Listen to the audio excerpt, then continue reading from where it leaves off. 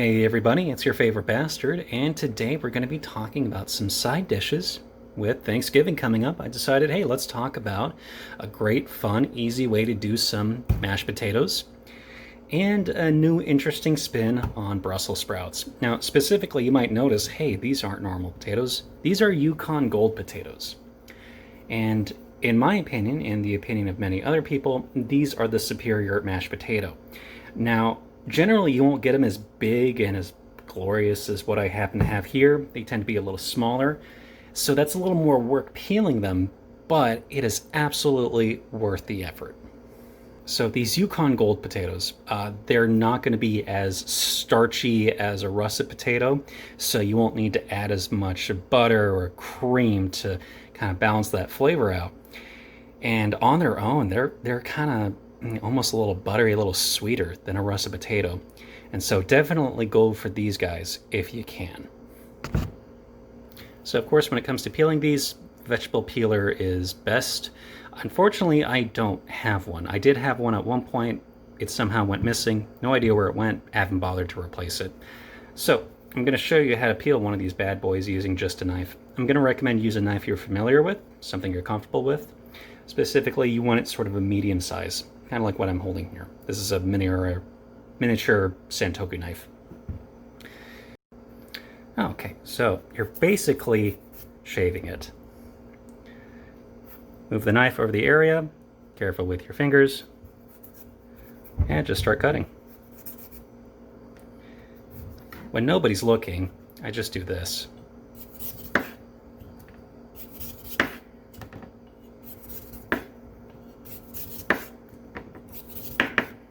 And you're thinking, wow, that's a lot of wasted material. Yeah, but it's a potato. They're cheap. And you know what? If you want, preserve these. Use them as compost or throw them in the fire and now you got potato skins. Okay, and you're going to have something that looks kind of like this. You might have a sliver of leftover skin there. And you know what? I'm going to tell you, it's not the end of the world. You did well enough. Good job. Okay, we got some peeled potatoes. So I recommend you actually cut these into smaller pieces before you boil them. That way they boil more evenly and more easily. So you don't have to sit there and wait forever, waiting for these bad guys to soften.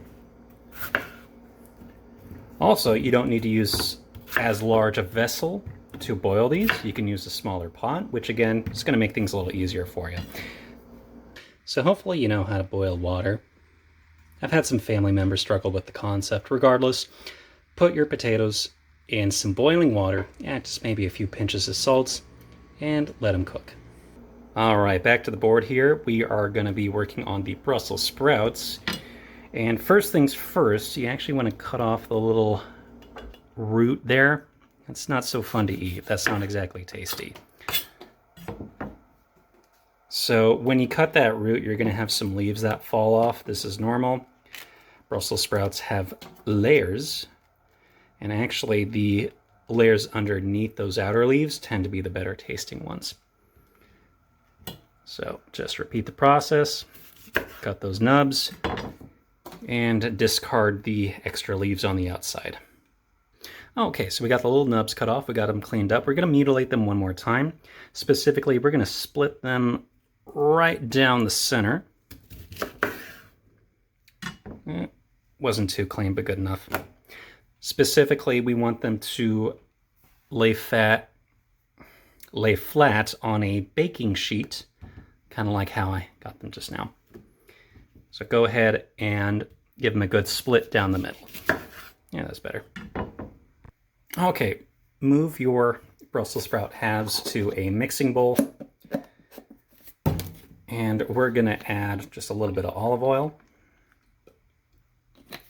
Just enough to kind of give them a decent coat. A little bit of salt.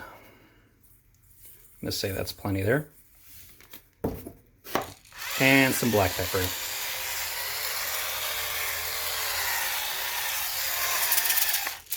Yeah, this thing's kind of dying, but I still use it. And we lost one there, but go ahead and give it a mix. All right, go ahead, give it a mix, toss it all together. And any stray leaves, go ahead and chuck them, or just nibble on them if you want. This is all edible. All right, move these bad boys to a baking sheet. And you want them face down, ass up. Just like this. Try to separate them a little just so they're not contacting each other. We're going to be putting this in the oven at a fairly high heat, 450 specifically. These are going to roast pretty darn fast, but you're going to get nice crisping on the outside, and that's just going to add to the flavor. Okay, now the old trick with potatoes, knowing when they're done boiling, take a fork or similar sharp instrument, give them a poke.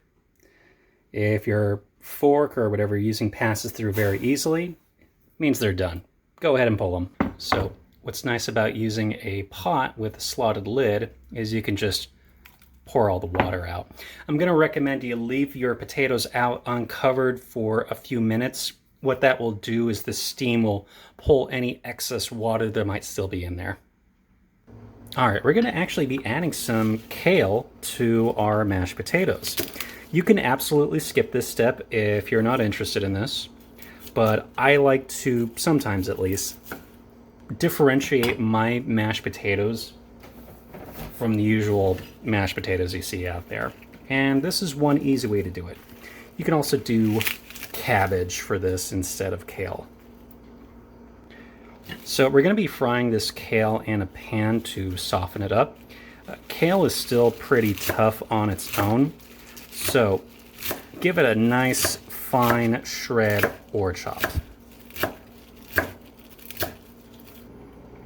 Okay, so just add a little bit of oil to your pan. Since we're adding this to the mashed potatoes, we want to be careful of how much moisture we're adding to this, but just a little bit of oil, and go ahead and get your pan somewhat hot. I'm got mine on the low, medium, medium, low spectrum right now, because since this is kale, it could potentially burn easily, so very carefully control your temperature when you're frying this. Okay, we've had our kale frying for about a minute or two at this point. It's starting to look just about done. We're going to add a gross amount of minced garlic to this. And I do mean a gross amount. I love garlic in my potatoes. Okay, so we got some ever so slightly crispy edges to the kale now. And that garlic is smelling absolutely amazing. Kill the heat and pull it. We're going to go ahead and add it to the mashed potatoes. Okay, now in a separate mixing bowl, you're going to add 2 big heaping spoons of sour cream.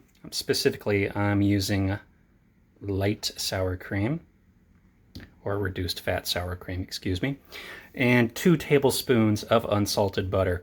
I want to impress upon you that it's really important that generally in all dishes you're using unsalted butter. When it comes to salted butter, you don't know how much salt they're adding because that can vary between manufacturers. And additionally to that, a lot of recipes call for unsalted butter because they want you to control how much salt is going into the food, which is, again, generally a good idea. Okay, and we are ready to start mashing some potatoes. I'm actually going to add them directly to the mixing bowl that already has the sour cream and butter in it. I let it warm up by putting the mixing bowl over the steaming potatoes. That way it kind of warms everything up, gets mixing them a little easier. Go ahead and dump them in. Now,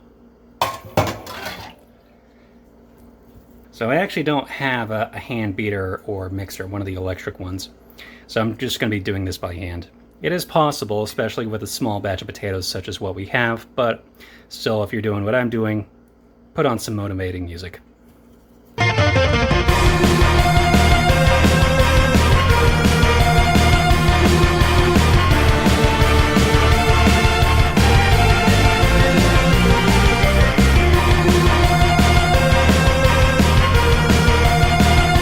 If you are following along with me, go ahead and put in your kale and minced garlic.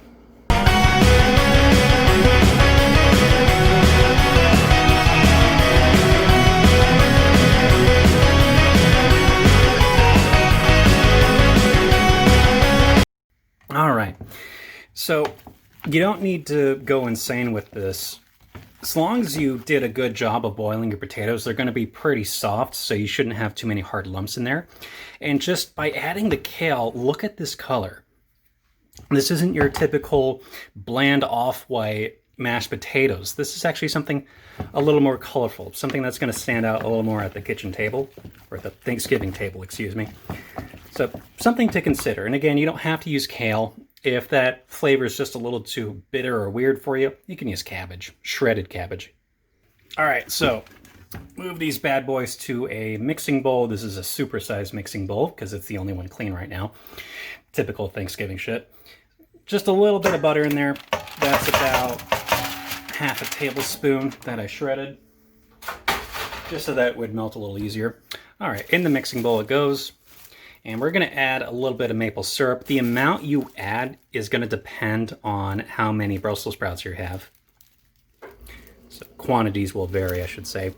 Just enough to kind of give it a coat.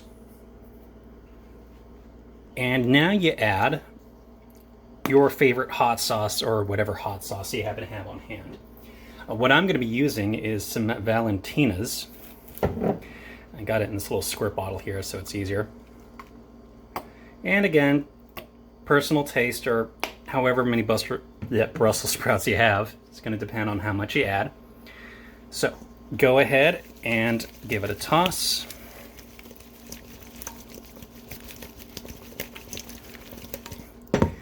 And we're going to add just a little bit of garlic powder, just to make it fun and interesting.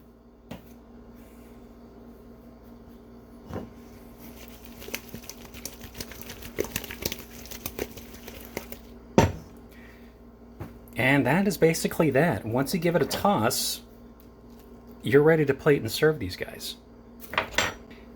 And that's really all there is to it. Once you've mixed them with the maple syrup and the hot sauce, if you don't happen to have maple syrup, you can just use honey, good enough. But these things are ready to put on a plate.